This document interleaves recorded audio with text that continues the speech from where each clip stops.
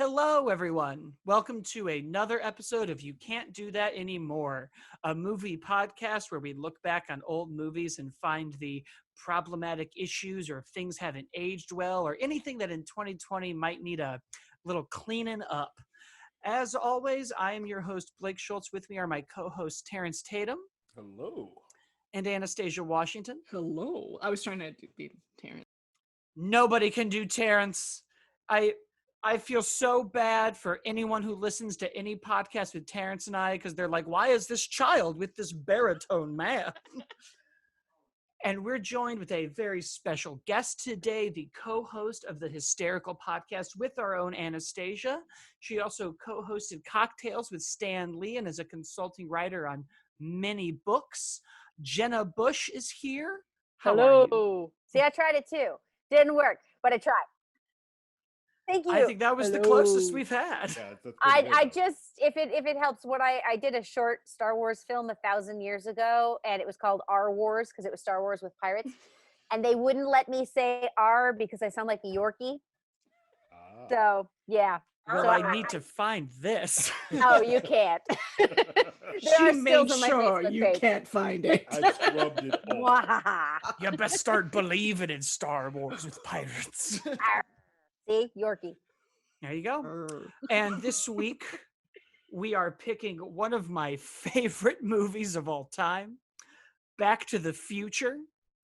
And it's many weird problems that aren't even hidden. This movie is riddled with things that when you just look at it from even a distance, you're like, wait a minute.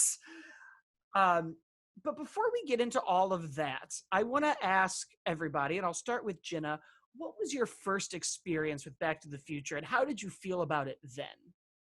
Okay, so I saw this in the theater because I am not 20, and I loved it at the yeah, no, none of us are 20, but I'm old enough to have seen it in the theater, and I was a kid, so I thought it was really fun.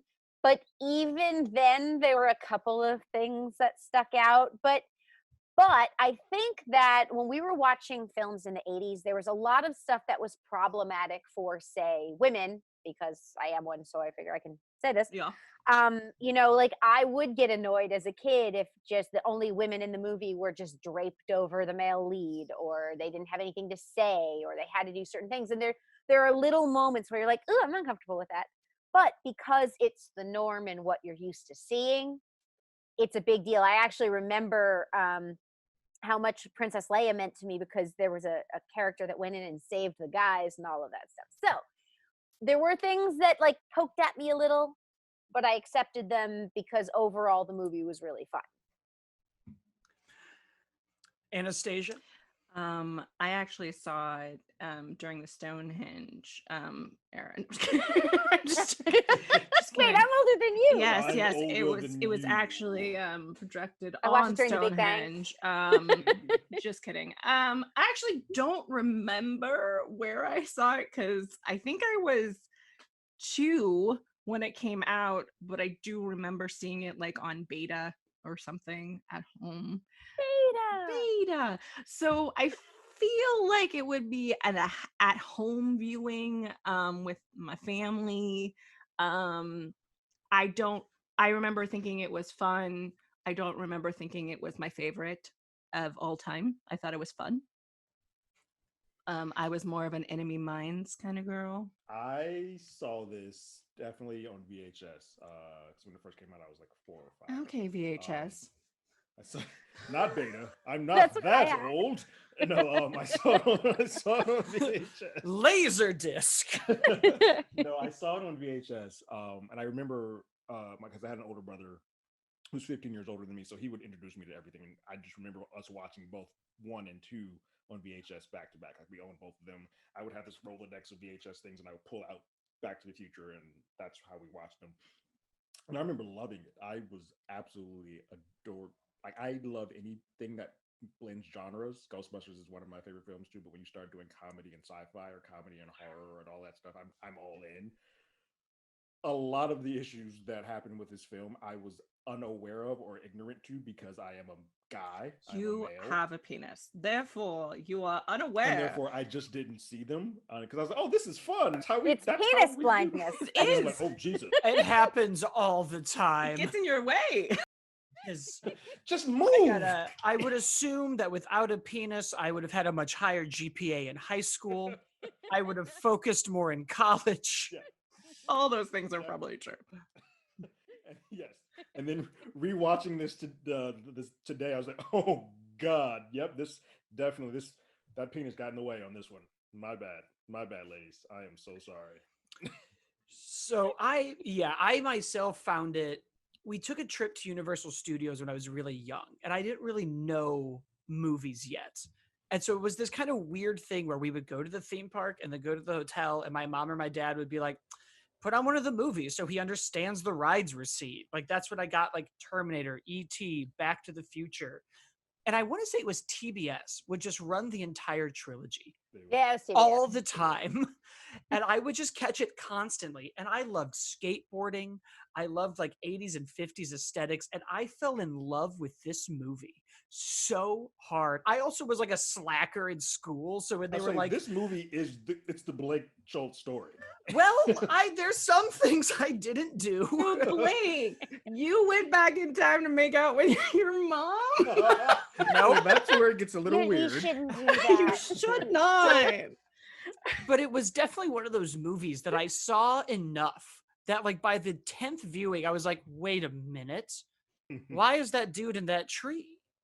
And I was still young enough to be like, yo, Dad, this dude's in this tree checking out this girl. What's up with that? And my dad would be You like, talk to He becomes Brooklyn or some type of new East Coaster. When he speaks to us. He's like, Just my like- child is very problematic. I don't know. I brought him to Kentucky once. He hated it. He's been trying to do this other accent. It's not working.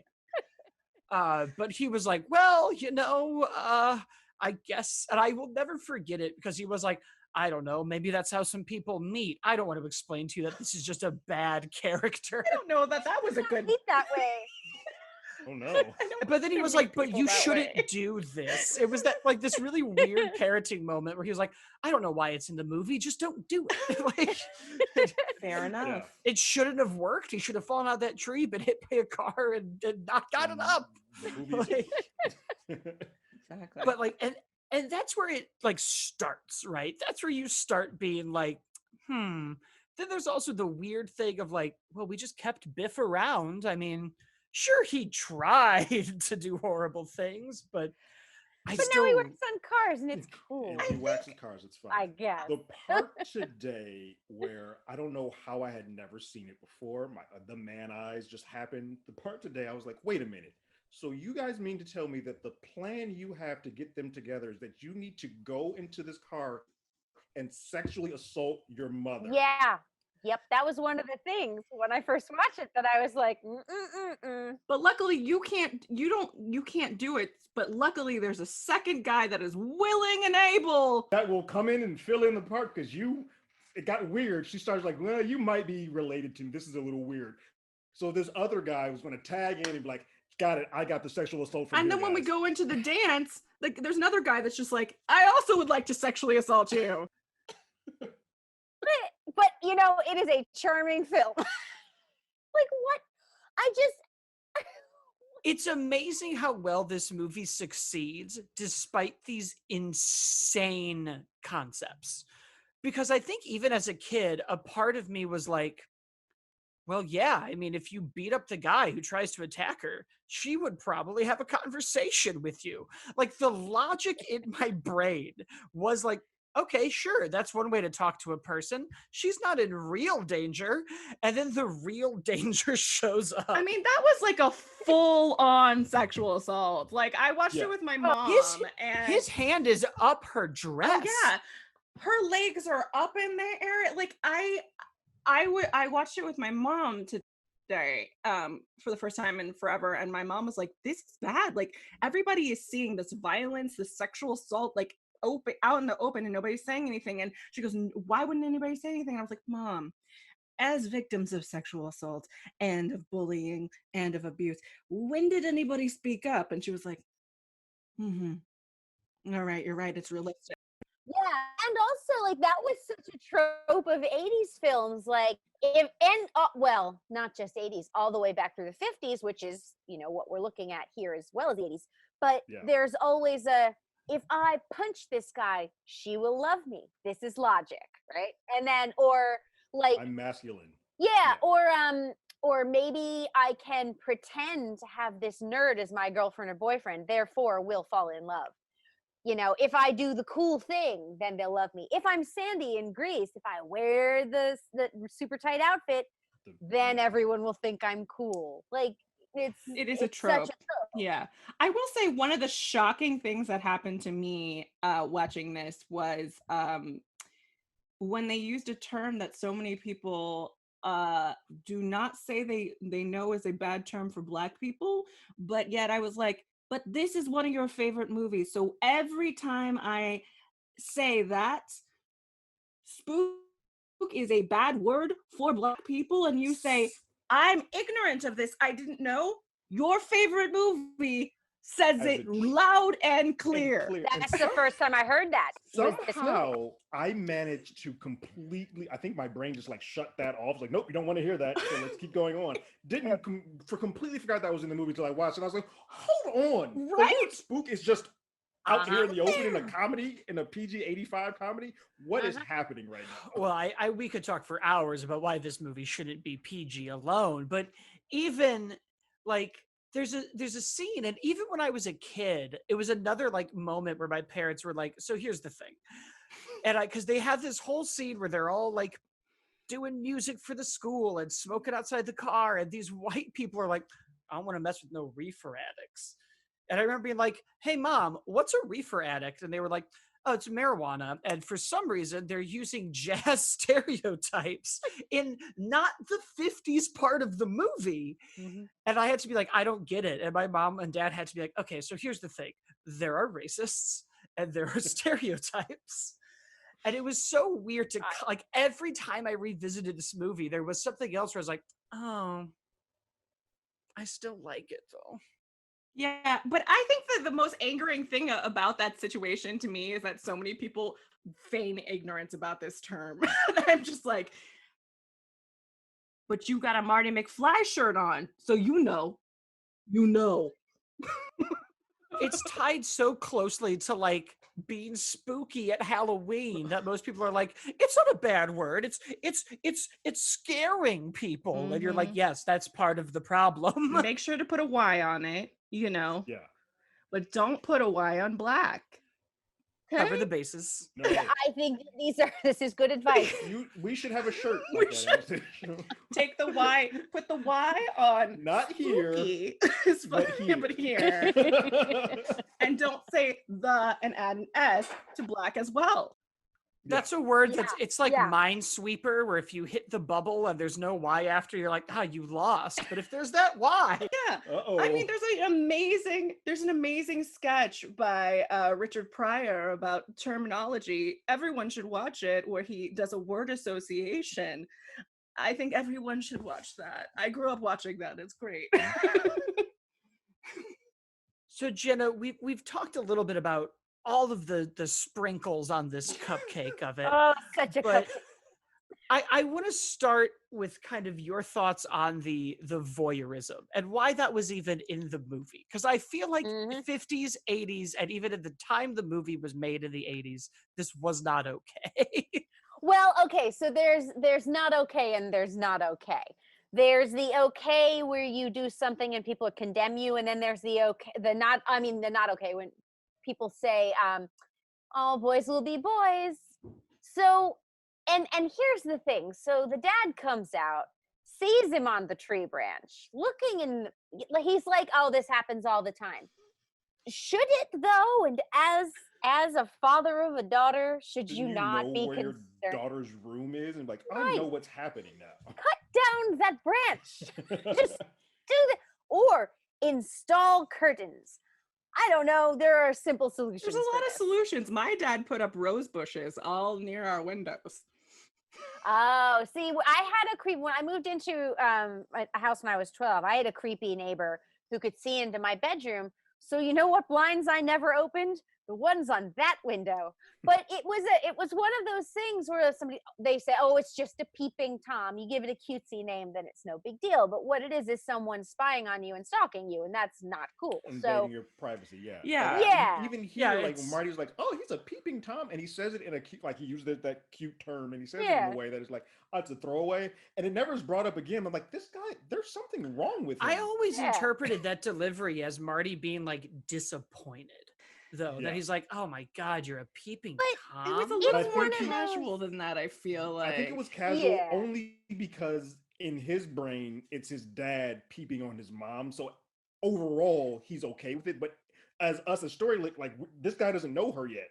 So like, what is happening here? Like, Yeah. this is just gross. You're nasty. And in a way, like if you think about like when you're script writing, like what do you want from every line? Like what reaction are you trying to get? And I think that line is specifically put there to, oh, my parents were real people, because that's one of the things that you get out of this movie is that, oh, your parents were kids one time too. But this still doesn't make it okay to climb a tree and stare into someone's bedroom. It while doesn't. they're cheating. But I am disturbed by the father's reaction, because when my dad caught a peeping Tom in my window, he chased him down the fucking block, dude. Like, he was like gonna kill this dude. And I was like, you're a black man and you can't kill him.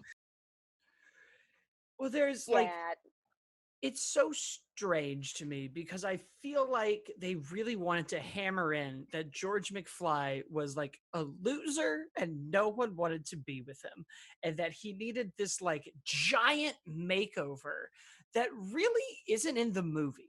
Like they kind of are like, well, you know, he lies on the ground for Biff, and he can't even talk to a girl, and he's also a peeping Tom, and he's like he gets uncomfortable when he like touches a bra on a string, and I think the joke was supposed to be like, Marty's cool. How did this happen? Or that it really is supposed to be what the principal says of like, your entire family sucks, kid. Well, I think there's a difference between a loser and somebody that is basically doing predatory behavior. And that's my point, is that they've like merged the two things to be like, Right. he's a loser who does illegal things. And you're supposed to be like, what a loser. He's spying on, right. Like, because He's an incel. That's what it is. And it is Freaking like, incel. if you're a stalker, you are a loser. You're also committing a felony. Right. I mean that too. Yeah, Yeah. it's like a little bit of a double thing. Yeah. And once again, I think one of the things that it does is it takes the female character in the film, the female main character, and makes her an object to be won, saved, attacked. You know, it's even just the little thing like in the beginning. And this stuck out to me, though I never noticed it when I saw the movie before. The thing that stuck out to me is Marty's walking with his girlfriend at the beginning of the movie, and another girl goes by, and he The girl stares in at yoga it and pants. watches her go by. The girl in yoga pants, and he like rubbernecks completely. Oh yeah, it's like the meme. And she just grabs his face and is like, ha ha ha. And I was like, no, I would be Yeah, smacked in the face. Oh hell no! You gonna do that in front of me? Right. But like, Bye-bye. you go follow her because I'm not your girlfriend anymore. Yeah. So all of it, I think, takes every female character, and they just like I think every film that says like, I've fallen in love with this guy because he punched the guy who was attacking me, takes away like, oh, maybe I could, you know, decide for myself whether or not I like somebody. It is not because of one thing that they did. I'm not saying it's never happened in all of history. I'm sure it has, but it's sort of like all the 80s movies that were saying like, well, it doesn't matter. Like if I do this thing right, she will fall in love with me. It's not her agency is not hers. You're right. It's not her choice. It's the way what this is a what routine. I If I hit these points, she Exactly. will like me. Well, Yes. they also made her like a vapid horn dog. I was like Oh yeah. so And the desperate. breathy voice that bothered me the first time I saw it when she's like, oh, Marty. Yeah, she's a Ugh. perv. Yeah, she like they- takes off his Takes pants. Takes his pants like- off. Well, is like, that's the other- Where I was like, what? How did he's undressed? Why is his pants off? The dad's a peeping Tom, and she's like assaulting him. Yeah. And it's just that, and I feel like the whole thing was kind of almost supposed to be like, all of these people are bad, but history's gonna change. And then they don't change it. Like, Because then, I mean, and we're not talking about the sequels, but I want to bring it up because you mentioned the female characters, and they literally leave his girlfriend on a bench for the next 2 movies Just in gone. a neighborhood I with know. barred windows. And the entire time they're like, Doc, I got to get back. And he's like, Marty, don't worry. Time will change around her. And worst case scenario, Marty, we go back in time and we get you a new Jennifer. I'm a sorry, better Jennifer. what? They did. So they no, did. like They so, recast her. So here's the thing, like, and I'm sitting here watching this first one, and then it ends with the button going into the second one, and my brain was like, I don't remember her in any of the other sequels. And I'm like, wait, Elizabeth Shue was a part of these movies after the fact. What is happening here? I don't remember her. Now that reminds me. It's like, oh yeah, that's right. They just left her there. So wait, Yeah, and she was a different actress in the second movie, Correct. and you're so like, she's in the what? car in the end of the movie, Yes. and so where they leave her? Where? So it opens up. Yeah. They go into the future. Right. And then they're like, oh, Biff has stolen the book. We have to go change everything. And Jennifer starts being like, I met my future self, and oh my God, and Marty, it's all bad. So they just like knock her out and leave her on a bench in front of the house. Yep. And for the next 2 films, Marty's Never like, seen. Doc, what about Jennifer? And he's just like, Marty, nothing matters but you, me, and time. You see, I have a strict set of rules, Marty. However, as the movies progress, I will get looser and looser with those rules until I have a flying train and a woman I've abducted from the Wild West. So they You see, knock Marty. her out. Who knocks her out? I'm pretty sure the She's dog. just- Now, they also leave the dog. Yeah, they do. True. I They was do. so worried about Poor this dog Einstein. the whole time. Can I just tell you? I was Time, very time will concerned. change around Oh my her, god! Marty. Oh my god! Anastasia and I have talked about Yeah. this numerous times. I cannot watch movies that have animals in them because I know Did you something know bad's this? going to happen to them. So Yep. Yes. I've told this story Yep. on other podcasts, but I'm going to tell it for Jenna because I love it. And if we have new listeners, they'll love it too. I saw the movie Independence Day in, was it 94? I was 5, and they've got that dog. And I looked at my dad and I was like, Dad, is anything going to happen to this dog? To which my dad said, we don't hurt animals in movies, Blake. It would be wrong. And I said, okay. He then also added that it was un-American. He was like, we would never do it. It's un-American. And then weeks later, we saw another hit 90s alien invasion film called Mars Attacks, Oh. which has a golden retriever, which is the kind of dog I owned growing up. And the entire time was like, that dog's safe. Do you know what happens to the dog in Mars Attacks? It is not safe. Safe. But also, did And your I dad ever watch Old Yeller or Cujo? And I looked at my dad in Mars Attacks, and he just looked at me as if he also remembered the advice, and he was like, I'm so sorry. It's terrible. I can't. If I see an animal in a trailer, I won't watch the movie. I have not seen John Wick because of this. Oh, I mean, Forced that's to. the that's It the is so quintessential- long. Right, you covered it for me, didn't you? I made you do that. It was I'm sorry. no. It's not your fault. But But you met the dog. I You met the dog. real I got to dog. pet the dog. But I will Yeah. say, like, I closed my eyes during most of it, and then my friend was like, "Open your eyes now because it's over." Open my eyes, and then there was a click and a cry, and I was like, "That is actually not over. Now it's Oh. over." But luckily in Back to the Future, Einstein was But fine. I was worried when Einstein he was went to the future and he came back. I was like, "Stop putting this dog through trial." I know. No, there should be no pets in films ever. So then the next thing I want to ask you about, Jenna, because you articulated it so well in the article you wrote. This is a movie where we go back to the 50s and we go, look how bad the 50s were. And you made the excellent point in this article of we have an African-American character who's told he won't be much and then is mayor. We never see him as the mayor, No, though. we see his name. Poster board on a bus go by, and that's Yeah. And we only remember this because it's an interesting name, because it's Goldie. And because I remember looking at that and I was like, they're showing me this for a reason. Why are they showing me this sign? So I was very into symbolism when I was a kid. I don't know. I watched The Lost Boys, and there's this thing where a kid comes in to Max, and Max gives him a green lollipop, which is the go, green is go. And then the mom comes in, he gives her a red lollipop, and he tries to keep her. I'm sorry. That's what happens. To No, me I when could watch do it. this with you forever. I get so into colors and symbols. Yeah. When they started Jessica Jones and I was like, the whole hotel is purple. She's under his control. Yeah. And my ex Oh was my like, God. what are you talking about? And I was like, it's purple. Are you not paying attention to the wall? Purple man. We'll have to What are discuss you Yeah. that watching one the actors? as Like well. a I know. fool? Because there's so No, many no, we don't problems, watch but also I'm actors. in.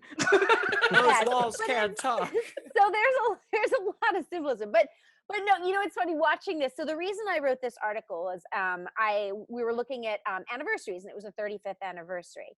So, and I wrote this article, I should say, for the cherrypicks.com. So so when I'm looking at it, I'm like, oh wow, we're going 30 years backwards in time, and I'm watching this from 35 years ahead. So I have a very similar amount of time to look back at the 80s. And the 80s, aside from the fact that the haircuts were very, very bad Very or bad. very, very good, depending on your aesthetic. For me, not so great. Look, it's only Um, long because of quarantine. I'll get it cut one day. Nah, you know what? I'm growing out my bangs right now, so I feel you. But I think it was really weird to look back at the 80s and feel and think about like what we accepted and what we wouldn't. Because the thing is, overall, it's a really fun story. In theory, the story works really well, and there are so many things that are funny in the movie and so many things that are entertaining, but there are certain things that you can't look back at it. And it's interesting. I'm rereading this book from Anne McCaffrey, which is how I got into fantasy back in the late 70s. And some of the things that she writes are seriously problematic time-wise. But I've been reading it again and again over the years, so I've watched my own thoughts change. So looking at this in the 80s, and it wasn't like they were nefariously saying like, oh, we're going to put this thing in and it's going to make people uncomfortable. It was just acceptable. It was perfectly acceptable, much like that opening shot. I know I mentioned this in the article, but it's a thing that bothered me about going back to any movies from the 80s that are very, very slow, where the whole entrance is like music playing, and then you see sneakers, and then you see legs, and then you see butt, and then you see vest, and all like they're going to do some big reveal of who this is. He's on the posters. We know who this is. Like, what are you trying to? Yeah, they'll like they'll hide the air character so you won't see him for like the first like a good 3 minutes. Like we all know, we've seen all the ads. We know. Also, why are we looking at his butt? Like, why? He's a little white boy butt and some weird jeans. Let's go move on. But it's so odd that like they're establishing shots are like, here's a can of Pepsi and here's a Cal Can dog food, which, oh God, I'm old enough to remember. And because the commercial had a can and then a blue vitamin, and they're like, it's like getting a vitamin in every can, and the thing would like melt into the can. It was very weird. Advertising obviously worked on me. I remember it all these years later, but I definitely feel like this does exist in a hyper 80s world, because like the whole concept of like a music montage playing, and it's like, oh cool, if a music montage plays, then I can ride my skateboard and hitch on illegally to a bunch of people's trucks, Which, and by they the will way, beat the crap out of me. yeah, I definitely tried to do when I was skateboarding don't a do that. lot.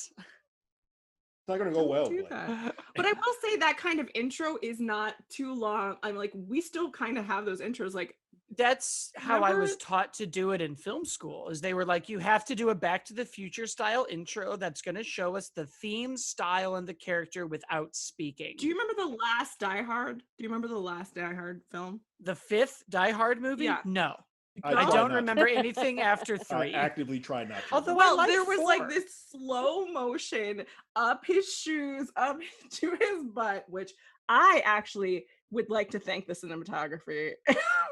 Well, Anastasia, you have to do that when you're introducing Bruce Willis now, because you only get him for like a day. It was Oh, Jai is it Courtney? Courtney. Yeah, Courtney. Oh, well, there's other reasons Yep. you do that. You Yep. can only hold on to your franchise so long before he shows up and ruins it. It was my Bond girl moment. Let me have it.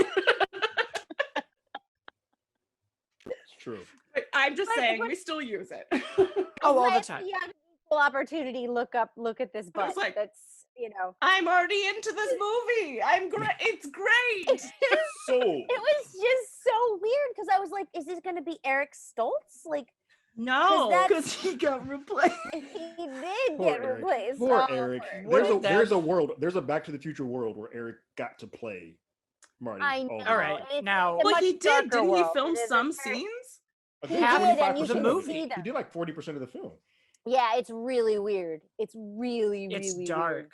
But obviously, Yeah. if we do Back to the Future 4, we need a multiverse type situation. Oh, where hell we yeah. have an Eric Stoltz guy. Hell yeah. Yeah, and like, I have a very depressing Back to the Future pitch. It's not important right now. no, by the way, did you ever see John Mulaney's like Back to the Future pitch? It's very funny. It's Oh, in one of his yeah. stand-up specials. Yeah. So, but it's funny. The skateboard thing. He invents skateboarding because, of course, he did. Like that sort of thing. I don't think I could buy from Eric Stoltz. And Yeah. weirdly No. enough, as that first shot happens where he's hitching rides in the film, I lived on the East Coast when the movie first came out, and I live on the West Coast now, and so I recognized the street that's on. I'm so close to it. Oh my gosh. Okay, so you know it too. I know The it's old so Toys well. R Us. The old Toys Oh R my Us. God, Toys R Us. Gonna be I an was there Aldi the now. first Friday. It was the first Friday, Jeff, and I waited online there, and it was great. Oh, is Yeah. it still a Halloween superstore? What's happened to it? No, it's It's becoming an not Aldi, and then the other Yeah. part of it Oh. is still a Burger King, and then there's a Hobby Lobby, which is Yeah, so- problematic. If you're Yes, not yes, in it if you're Yeah. not in California, that street exists. We all live very close to it, and Mhm. I do hum the Power of Love every single time I turn onto it. I do now. So I did not know that street when I When first it- watched But that's When what it he clicked hums with every me. time he drives, anyway.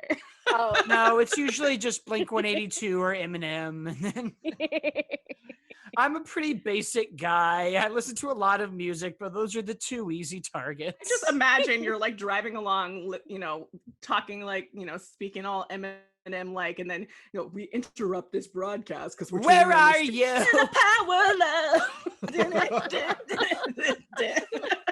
Just record that. Sorry, Em, I have to turn this down.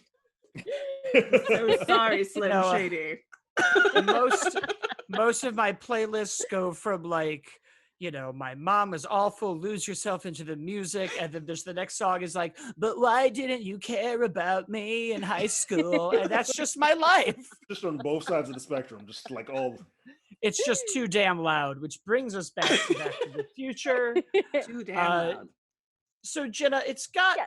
this laundry list that we've now talked about of issues, but why does it still succeed? Because I Mm. don't think the narrative here is throw the movie out. I think we're all in agreement that it's still great. It's an 80s classic. So what is it doing that makes it succeed? I think if you're like, I love time travel. I love it in books, movies, TV. I'm a big Doctor Who fan, but I like it best when it's simple. Because when you try to explain it to me, I'm like, look, here's the thing. I'm not a scientist. I don't get it. So just tell me the gigawatts and just go. So I think part of the appeal Also, is that it's people such a- creating it, you don't know either. No, you don't know either because there's no time. No, Anastasia, you don't understand. It means that this thing doesn't work. A movie doesn't work unless time travel works. But we got our first female doctor. People are like, women can't time travel. Like, it's not a real No. thing. It's fake. You It's would- all fake. It's their periods. It throws off the time travel. No, it messes everything You up. can't So just travel with a vagina. no, those don't move through time. Everything else, those stay there. But I think part of the appeal is that it's such a simple story. Like it's really cute, and you've got this buddy who is 40 or 80. You can't really tell. So you've got Always Also, an wondered. interesting Yeah. relationship right there. yes. and Well, I it's where like Rick and Morty comes from. Like I now watch this movie with my roommate, and we'll both like smoke a little bit or drink a little bit, and we'll each look at each other and be like, "So hear me out. What if like it was Marty and it's just Rick and Morty?" But they never explain it. They never, like, at least Rick and Morty, it's explained to us why they have a relationship. We have no intro into why they are friends. Like, how are you It's two like friends? quick. It's very like fast of like, oh, this doctor's been defamed and Marty just goes there. Because nobody likes him or something. Because you definitely wouldn't like a guy who looked like that in that. Come on. No, they're doing what I call the Peter Parker problem of look at this nerd who gets bullied and his chiseled jaw and his abs. And I'm like, that man would not be bullied. I would know. I was the opposite of looking like that when I was in high school, and I was bullied. His dad did become Willard, who had those rats. You know? True. Look, his dad's a loser. We covered this. That's Alex P. Keaton. There's nothing loserish about. Yeah, like it was such odd casting. Like that, I buy Eric Stoltz more as a loser. But so he's got this weird older-ish friend, and they go back and they change things, and then they save his family, and apparently he invents rock music, and then they come back. Very simple. I was very weird. I was like, did he create Barry? Did Marvin Barry was like, yo, I got this white dude is creating rock and roll right now. I'm like, wait a minute, that's you should steal this from him. Let's first use a really derogatory term, just drop that, and then steal the music. Steal rock music from Black people again! And then say they stole it from a white kid. Exactly! Yeah. There you go. Does that not encapsulate the world? Like, it's just... Like most time travel stories, this movie begs a lot of questions that if you answer it, it falls apart. For instance, these parents are never like, hey, you had a son who looks exactly like that guy who helped us out.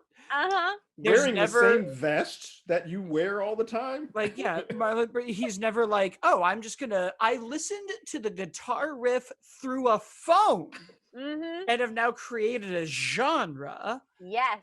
There's never any, like, all of these just weird little moments, especially when we get back to the Wild West, where suddenly it's like, oh God, yes. Doc Brown has thrown out every rule. He has created sniper rifles. He's hiding the DeLorean. He's fallen in love and decided it doesn't matter, which starts in the first movie when he's like, Marty, I told you we can't know too much about our own future. And then it gets there and he's like, but then I said, F it. I don't like dying. It's another sequel, you guys. Rules matter not. I love the movie a ton. I can't stress that enough, but I've always found it funny that I'm like, so wait, why did he check the note? And they're just like, he just did. Yeah. That's literally the only reason. Like, nothing in his brain clicked or said something. He's just like, I just said, I'm not going to die, so I'm just going to check this and see what this kid talked about. Put these pieces back together and, it is. Wouldn't that be like if the next Captain America movie, if instead of like old Cap showing up and handing him the shield, Cap just showed up with a gauntlet and was like, I got back in time and just said, I'm a god. And I know, Banner, you're like, what about the other universes? Ain't my problem. Sounds very Captain America of him. I think this holds up a lot. For me, Michael J. Fox is very charming, even though some of the stuff that he does gets a little bit skeevy, looking at other women and whatnot and all that. At the base of the film, he is very charming and charismatic, and that makes the film very entertaining from start. He's a pleasure. Yeah, he's amazing. Yeah, he's adorable.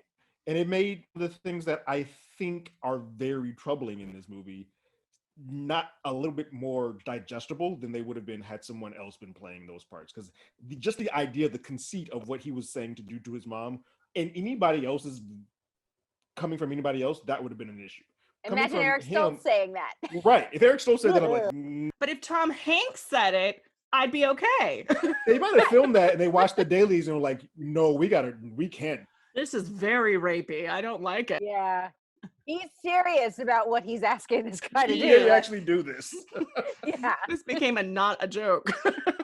Yeah. I also feel like it's one of the few movies that has most of these problematic elements and sort of deals with the consequences. There is a consequence to this bizarre assault plan in that, like, real assault happens. There is a consequence to him being a voyeur in that Marty is like, get your shit together. it's like one of the rare times where we are like, okay, all of this is terrible, and we'll acknowledge it kind of. It doesn't go fully into it, but I think the reason I'm like, oh, well, like, okay, it's not like the plan worked. It's not like they did it and we're like, great, assault, solution to problems. But it did. But it was the solution to the problem. He you know, like that. In a way. I disagree with it. I think that it proved like some really weird narratives worked, and I there was no consequence for a guy peeping Tom. There was no consequence for a guy that was attempting to rape somebody. There was no. I would say the consequence To be fair, to be racist to this was he got to marry her. Yeah. Well, to be fair, that version got erased from time. Well, I think, yeah, that's true. I think that's where we literally canceled it. That's true. I think that's where this film sort of is important to a lot of people's hearts, because there's always this idea or this conceit in the back of people's minds, like, oh, but if I could have done this, or if I had done this, would my future be changed? And that's at the heart. That is what the heart of this film is. So when you see the bookend of what Lea Thompson is just pouring an entire glass of vodka and saying, you know, we all make mistakes, and you know what that means, and then get to the end and their life is completely different. I think people are seeing themselves that would be something that I would like. There's a pretty big catharsis in that, and especially at the very end of the whole trilogy, where again Doc Brown shows up in this insane train, and Jennifer's like, Doc, I looked at the letter from the second movie when you abandoned me, and Marty was fired, and it's blank now, and Doc Brown is like, of course it is, the future isn't written in stone, it's whatever you make it. And it's like, that's a nice letter. That's a nice conceit and theme. It contradicts with literally everything else you've said this entire time. Like, there's something so chaotic about Doc Brown's arc where you meet him and he's like, Marty, I take science very seriously. And But then you not meet at him in the all. past.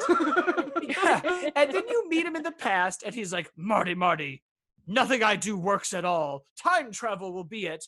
And then by the third film, he's like, Marty, what if I told you we were gods?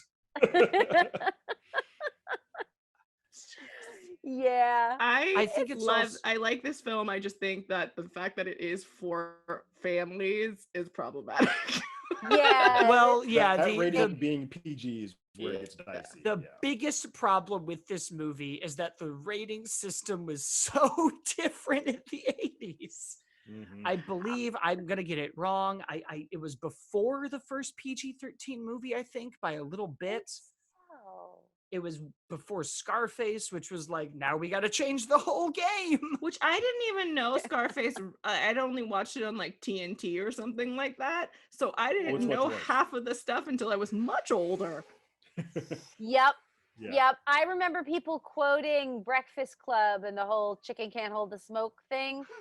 And just like, I don't remember that. She's like, have you ever seen it in the theater? No. Yeah. There's other stuff in it. Yeah. Okay. Yeah. So I think I'll go around and now ask, knowing all of these, do we still like Back to the Future? Jenna, do you still enjoy the movie despite its flaws? I do, but with caveats. Like the way I reread Anne McCaffrey is that I go back and I acknowledge in my head this was an issue, and I try to move on to the rest of the stuff that I like. But to be fair, I have no children that I'm not trying to decide anyone's viewing at, I'm in my 40s, I can pick my own stuff. So, so I may have a different opinion of it than people with kids would. Yeah, I think that's where I kind of stand. Like, for me, yes, I still very much enjoy this film, and I do obviously know that there's some very problematic issues with this. If I were to sit down and watch this with a child or a kid, my child, or even like my nieces or nephews, I would have to explain some things. I'd have to have some caveats, like, yeah, that is not okay, and you have to kind of go into detail. But I think I would do it after just to see what they respond to in the film, because sometimes kids may not respond to or may not even see, like how I was blind to a lot of stuff that I didn't see. I don't want to bring attention to it if they don't call it out, but if they are aware of saying this, it's like, oh, I like when he was in the tree with that. I'm like, cool, that's a problem. Let's talk about that. I was thinking about stalking somebody, Dad. Thoughts? It's a hard no for me. Where do you stand on Yeah, keeping time? Maybe don't. I will say that I like my memories of like the ride, of like, you know, just like that kind of like feeling of time travel, and I like that kind of like concept. I think the movie for me is very problematic as a when I was younger, I hadn't experienced the things that I have since experienced as a woman, and as a woman of color. Like, so I feel like it's not something I'm really gonna sit and watch anymore. I mean, I might show it to my kids and have a conversation in the future.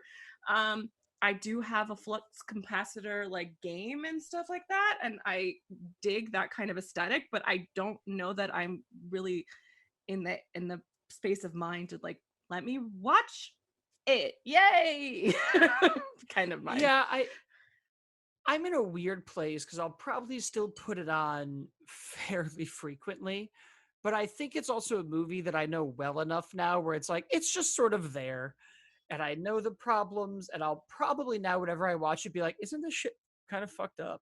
But then the fun we have of like making the space monster and the Darth Vader and the cassette tape, and I'm a sucker for that Amblin music and that vibe. And I just love Doc Brown and Marty as characters, even in their flaws. I think I'm always going to relate a bit to the character who's like, my family might suck and you might not have any faith in me, but I'm going to pull this off. He also, and they shoehorn it in, like he does sort of learn a lot. Like you do get to the third movie where he's like, maybe I shouldn't race that man. And I'm like, okay. And the one thing I'll say, and I talk about this whenever I see the movie now, and I got to bring it up on this podcast. If there's one big problem with Marty McFly, it's how he parks that car. He gets that new car in that first movie. Yeah, that is the most problematic thing. Anastasia, hear me out. When we opened that It is garage, an issue. that car is on a full diagonal with the garage, as if they built the garage around the car. How does he get it out? How did he get it in? This is a man who does not consider the other cars in his family, the dad who he just saved through time, the audacity. You're right. If It is douchebaggery. I agree. It's like those fuckers who have Corvettes and are like, I take up 3 spaces vertically because my paint is nice. And you're like, get out of my face. I want to key those things on Right? principle. One of the funniest things that I've ever heard is that Tom Hanks, the nicest guy in the world, right, has this thing about people that don't move up into the intersection that are turning left. Like they don't move up. He thinks they are the worst people in the world. Oh, I have this they are I the have this. cardinal sins of Oh, yeah. people. Oh, I thought it was a California thing because in Illinois everyone does it because we No. don't care about I'm pedestrians in from Chicago. California and Los Angeles, okay? I move up. That is a douchebaggery. You move to your thing, okay? Don't blame me. 3 cars get through on the yellow. 3 and 3. It's like who was that politician that was like a car in every garage? Marty McFly heard that it was like just one. Just one for He me. meant many. You you didn't even deserve to go back in time and change everything if that's how you're gonna park. If I was Doc Brown and I showed up with my future DeLorean that needed fuel and saw that, I'd be like, Marty, something's got to be done about your fucking manners. We're gonna go back, and I will show you the life you could have had, Marty. And now your dad's gonna be a loser again. Yeah, Could you- that's the dare biggest you. problem. Mike Trump. Don't bark like a douche. That's it. That's why we can't make the film. You know, Dominic Toretto never Cancel does it. it. That dude appreciates family. It's all The about He Fast and family. the Furious does. crew is like everyone can park in this garage. Marty McFly, one No one. fucking man army. Well, the that's man who because parks Vin his Diesel's car. half black, so He I plays don't World of park that way. Warcraft. It makes me he happy. does play World of Warcraft. He's a big old. I think nerd. that's the show, guys. Thank you so much for listening. You can leave us your review wherever podcasts are sold, your Blockbusters, your Tower Records, your iTunes. Anastasia's Books. so Or online. tired. Walden Books. Jenna, where can the good people find you?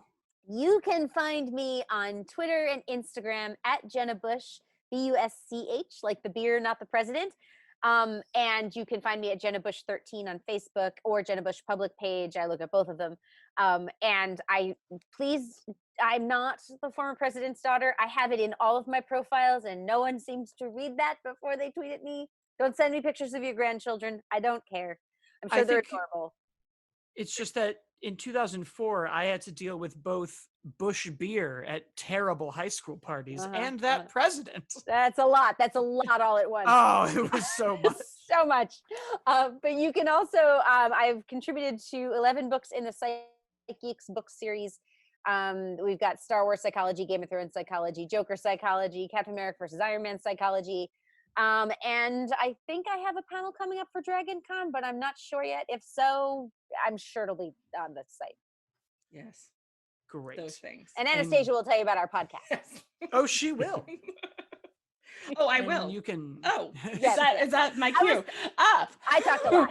Hi, you can find me at Anastasia W on Twitter, at Anastasia Wash on Instagram, Anastasia TV on YouTube, and me and Jenna do Hysterical, which you can find on all of those apparently brick and mortar podcast buildings, also online.